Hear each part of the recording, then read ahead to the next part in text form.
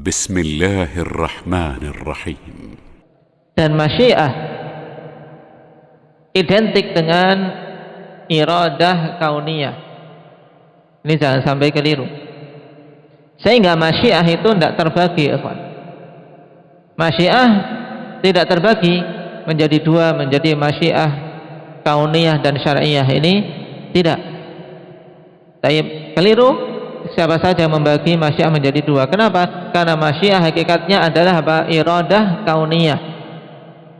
Sehingga yang terbagi menjadi dua, menjadi kauniyah dan syar'iyah adalah apa? Sifat iradah.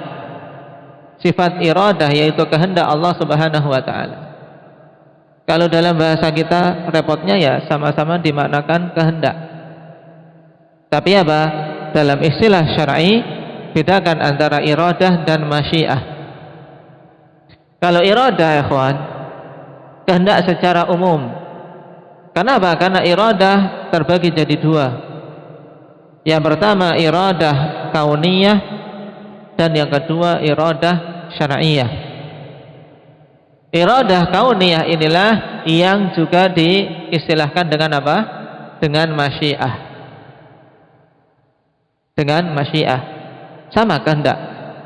Dan iradah kauniyah berarti apa? Kehendak Allah Subhanahu wa taala yang mesti terjadi, mencakup segala sesuatu, baik yang secara syar'i Allah Subhanahu wa taala mencintainya ataupun tidak Allah cintai. Sehingga segala sesuatu di muka bumi ini, ikhwan, di jagat raya secara keseluruhan tidak terjadi kecuali dengan kehendak Allah. Nah, taatnya orang soleh dan bermaksiatnya pelaku-pelaku kemaksiatan, itu semua terjadi dengan masyiah Allah Subhanahu wa taala. Kenapa? Karena tadi masyiah atau iradah kauniyah ini mencakup segala sesuatu yang Allah kehendaki di jagat raya ini dan mesti terjadinya. Tidak ada hubungannya dengan kecintaan Allah. Tidak ada hubungannya dengan mahabbah. Paham? Nah, berarti terjadinya bencana dengan kehendak Allah tidak? Hudzaifah, kehendak Allah. Allah menghendaki. Nah, salatnya seorang muslim, seorang mukmin yang saleh melakukan salat, ini terwujud dengan kehendak Allah tidak? Oke. Dengan kehendak Allah. Kemudian sebaliknya, seorang pencuri mencuri, ini terjadi dengan kehendak Allah tidak? Udah. Dengan kehendak Allah tidak? Dengan kehendak Allah. Tapi kehendak yang sifatnya kauni, ya, kehendak kauniyah. Inilah yang namanya masyiah. Kenapa? Karena iradah kauniyah ini tidak ada hubungannya dengan mahabbah, dengan kecintaan Allah Subhanahu wa taala pada suatu hal. Adapun jenis yang kedua yaitu iradah syar'iyah. Iradah syar'iyah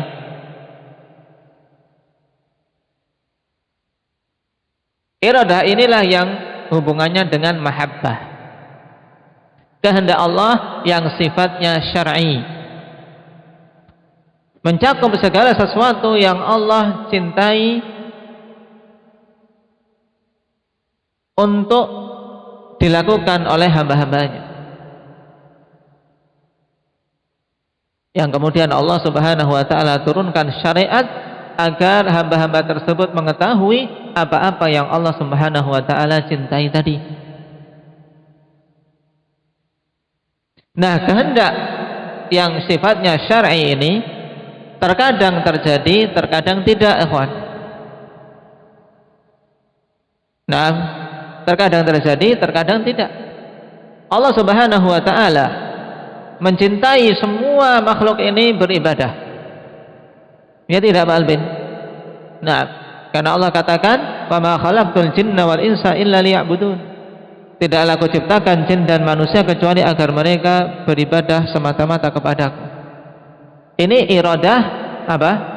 Syar'iyah. Secara syar'i Allah menghendaki hamba-hamba para jin dan manusia seluruhnya beribadah. Tapi ada yang beribadah, ada yang tidak. Ya tidak. Ada yang beribadah, ada yang tidak. Naam. Jadi secara syar'i, naam, Allah Subhanahu wa taala menghendaki naam mereka itu apa? Beribadah. Tapi terkadang naam Allah Subhanahu wa taala menghendaki pada sebagian hamba secara kauni untuk mereka tidak beribadah sebagai ujian bagi yang lain. Nah, dengan membedakan dua jenis iradah ini, biiznillah seorang akan selamat dari apa? Kerancuan orang-orang Mu'tazilah dan kerancuan golongan-golongan menyimpang lainnya dalam permasalahan takdir. Kenapa, ikhwan? Karena di antara sebab sesatnya golongan Mu'tazilah karena mereka tidak membagi iradah menjadi dua. Tidak membagi iradah menjadi syar'iyah dan kauniyah. Akhirnya tersesat. Padahal kalau kita memperhatikan ayat-ayat baik Al-Quran maupun ayat-ayat Al-Quran, demikian pula dalil As-Sunnah, akan kita dapati, nah di sana ada iradah yang sifatnya kauniyah yang mesti terjadinya, tapi apa? Tidak ada hubungannya dengan mahabbah, dengan kecintaan Allah pada perkara itu. Dan di sana ada iradah syar'iyah yang hubungannya dengan mahabbah, tapi terkadang terjadi, terkadang tidak. Nah, dan terkumpul dua iradah ini, iradah syar'iyah dan iradah kauniyah pada apa? Pada perbuatan seorang yang bertakwa ketika dia beribadah pada Allah, maka terkumpul iradah syar'iyah dan qadariyah. Secara syar'i Allah mencintai dia beribadah, dan secara kauniyah memang Allah tetapkan dia beribadah. Paham sampai sini?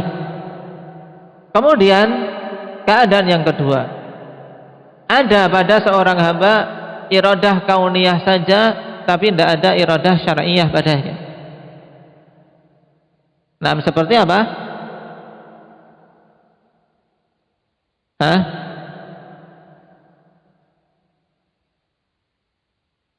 Orang?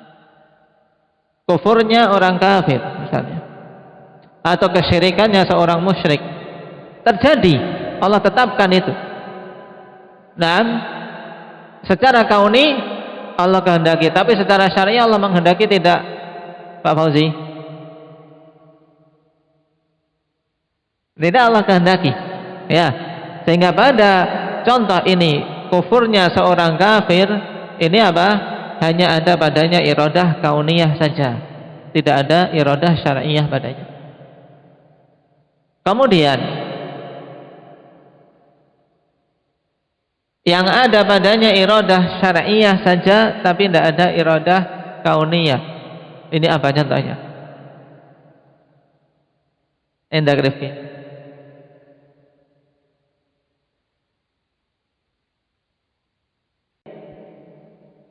Nah, juga dicontohkan seperti apa? Islamnya Abu Lahab misalnya. Islamnya Abu Lahab secara kauni ada tidak? Iradah kauniyah ada tidak pada Islamnya Abu Lahab? Tidak. Kenapa? Karena tidak terjadi, ya tidak. Abu Lahab kufur, mati di atas kekufuran. Tapi secara syar'i Allah menghendaki, secara syar'i semuanya beriman, ya tidak. Jadi secara syar'i imannya Abu Lahab dikehendaki karena Allah mencintai. Tapi Allah Subhanahu wa taala secara kauni tidak menghendakinya, sehingga ya tidak terjadi Islamnya Abu Lahab. Paham contohnya ini? Nah, pahami dengan baik dua jenis iradah tadi, biidznillah azza wa jalla seorang akan selamat dari berbagai macam syubhat seputar